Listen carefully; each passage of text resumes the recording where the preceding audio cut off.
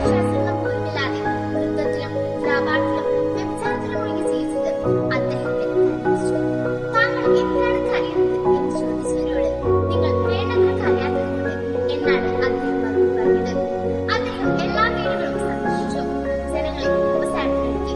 ശൈത്യകാലത്ത് 12 മണിക്കൂറും അല്ലാത്തപ്പോൾ 18 മണിക്കൂറും അദ്ദേഹം കുമ്പസാരിച്ചിരുന്നു. 20 വർഷം കൊണ്ട് 20 ലക്ഷം മനുഷ്യരെ അദ്ദേഹം മാനസാന്തരപ്പെടുത്തി.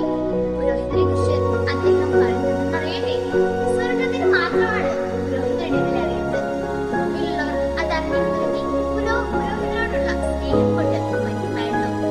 വിശുദ്ധ ജോൺ മരിയ ജ്ഞാനിയെ പോലെ ഓരോ വൈദികരും ഇടവജനങ്ങളുടെ ജീവിതത്തിൽ ഭാഗീയമാണ്. ആത്മീയ യാത്രയെ കുറ്റപ്പെടുത്താതെ ചേർത്ത് നിർത്താനും ഒറ്റപ്പെടുത്താതെ ഒപ്പം നിൽക്കാനും തയ്യാറാവുന്ന വൈദികർ സ്വർഗത്തിൽ സമ്പത്താണ്. ഇടവജനത്തെ ഒത്തിരി സ്നേഹത്തോടെ കരുതലോടെ നയിക്കുന്ന നമ്മുടെ ജോസഫ് അച്ഛൻ നമ്മുടെ എല്ലാം ആവുന്നത് യേശുവിന്റെ ഹൃദയത്തോട് ഐക്യപ്പെട്ട് ജീവിതം പകർന്നു നൽകുന്നതുകൊണ്ടാണ്.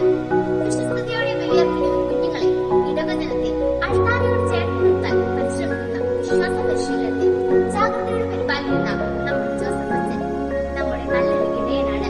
നമ്മുടെ ജോസഫ് അച്ഛനെ പോലെ